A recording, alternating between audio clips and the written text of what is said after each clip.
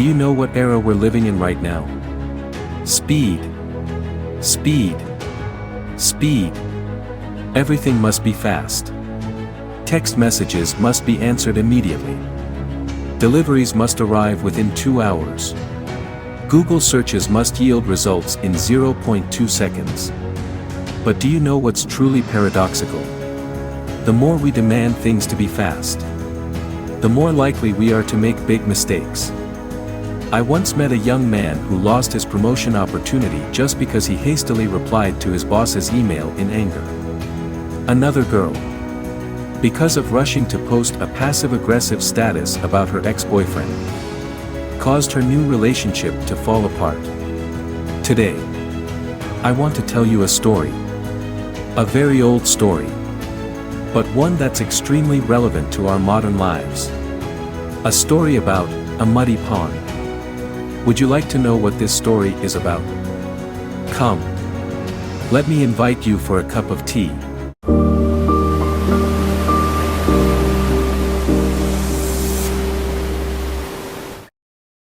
The story takes place on a hot day, when the Buddha and his disciples were walking from one village to another. And do you know what? At their most thirsty and exhausted moment, he taught a lesson, one that remains valuable even 2,600 years later. He told a disciple, "I am thirsty. Go to that pond and fetch me some water." The disciple hurriedly ran to the pond. But, here comes an interesting situation. Can you guess what he saw? The water was completely muddy. A caravan of ox carts had just passed through. And some people were doing laundry. The mud had been stirred up completely. He returned and said, "Lord Buddha, the water is too muddy to drink." And the Buddha's reaction was what's truly surprising. The Buddha showed no sign of annoyance or disappointment. He simply smiled and said one simple thing, "Then let us rest under this tree for a while." Do you notice anything special? While the disciple was eagerly trying to find another water source, he was calmly sitting down to rest. 30 minutes passed. And then, he told the disciple again, "Now go to the pond and fetch me some water." This time, when the disciple reached the pond, something miraculous happened. The water was now crystal clear. All the mud had naturally settled to the bottom. No need to filter it. No need to find another water source. It was simply a matter of waiting for the right moment. Does this feel familiar? Just like our lives, there are times when everything becomes turbid in our minds. Just like muddy water. Your boss just criticized your work. Your partner just made you angry. Your children won't listen.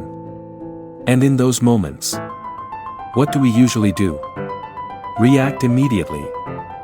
Send a rebuttal email to the boss. Send a confrontational message to your partner. Yell at the children. But the lesson from that pond shows us, the mind is like water. When it's muddy, don't rush to act. Give it time to settle on its own. Think about it, the most important decisions in life are usually made when our minds are at their clearest. Like that pond. Sometimes we don't need to do anything at all. We just need to know how to wait. At this point, some of you might ask, does this mean we should wait in every situation? The answer is no. The message of waiting for the water to settle doesn't mean we should delay all action. There are times when we must act immediately and decisively, or face serious consequences. So, when do we need to act quickly? When facing life-threatening situations, for example, when witnessing a traffic accident, we need to call emergency services immediately and perform first aid if possible. In certain business situations, in the business environment, sometimes we must make quick decisions to seize opportunities or prevent risks. For instance, when the market fluctuates dramatically, quick responses can help businesses avoid major losses. However, It's important to distinguish between panicked instinctive reactions and swift, clear-headed actions. There's a huge difference. In emergency situations, even with limited time, we still need to maintain our composure to act most effectively, rather than letting emotions drive us to make wrong decisions. After sharing about situations requiring quick action, I want to emphasize that in most daily situations, especially those involving relationships, communication, and important life decisions, the lesson of waiting for the water to settle remains invaluable. I have a friend who's an executive at a large company. One day he told me, "You know what? I once almost ruined my entire career because of a single email." That day, he received a provocative email from an important partner. His fingers had already finished typing an angry response, but fortunately, he remembered this story about the pond. What did he do? He turned off his computer and went to have a cup of tea. 30 minutes later, when he returned, can you guess what happened? The partner had sent another email with an apology for their mistaken information. We've talked about waiting for the water to settle. But what really makes our inner peace turbid? What creates these winds that disturb our minds? I believe we've all experienced moments of mental turbulence. These disturbances don't appear from nowhere, they come from burdens we unknowingly carry. Let's look at these seemingly invisible daily factors that greatly affect our inner peace. Work pressure, deadlines, workload, competition, like stones dropping into a pond, creating endless ripples, causing stress and anxiety.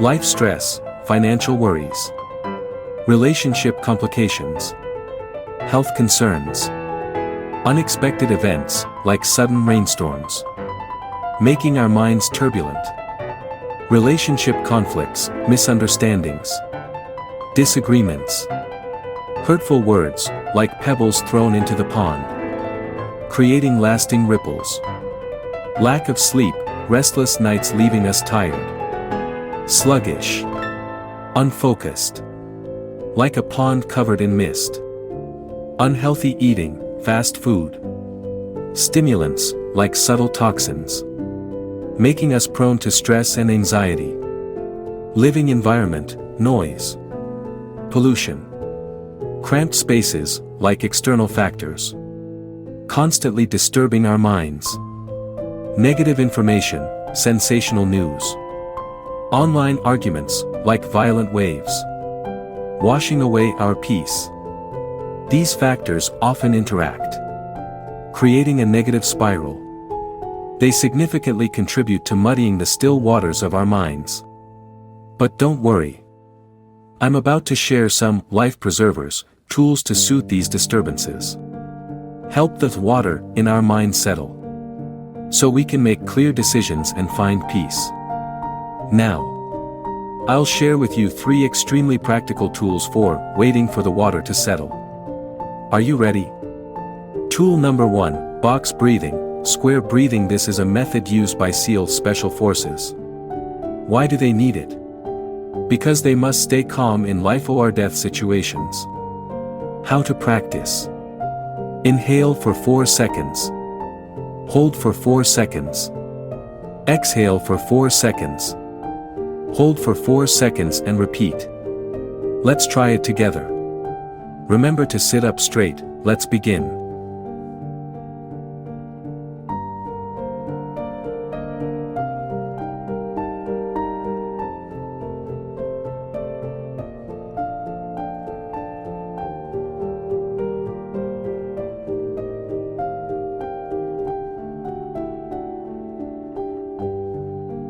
Tool number 2, the 5, 4, 3, 2, 1 method. Immediately look at 5 objects around you. Touch 4 objects near you. Listen to 3 sounds. Smell 2 scents. Taste 1 thing, it can be your own saliva. This isn't a game.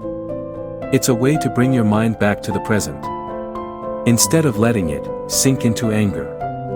Here's a paradox of modern life: the more tools we have for quick reactions, the more we need to learn how to react slowly.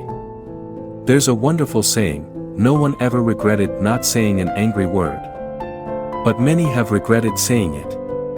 The Buddha's story about the pond seems simple, but it gives us a precious formula. When the mind is muddy, don't rush to act. When the mind is clear, begin to act. The interesting thing is, whether your mind is clear or muddy isn't determined by others. You are the one who controls this. I want to ask you a few questions, no need to answer right away. Just let them settle in your heart. How many relationships have broken down just because of words spoken in anger? Have you ever felt regret for sending a message in anger that you can't take back? How many times have you promised yourself, next time I'll be calmer, but still couldn't control yourself? And the final question, when you look back at the wisest decisions in your life, do you notice they were usually made when your mind was truly peaceful? Take these questions with you, and remember, every time you wait for the water to settle, you're protecting something precious in your life. Remember, sometimes the strongest action isn't doing something, but doing nothing at all. Simply waiting for the water to settle. Thank you for sharing tea with me. Wishing you a peaceful week ahead.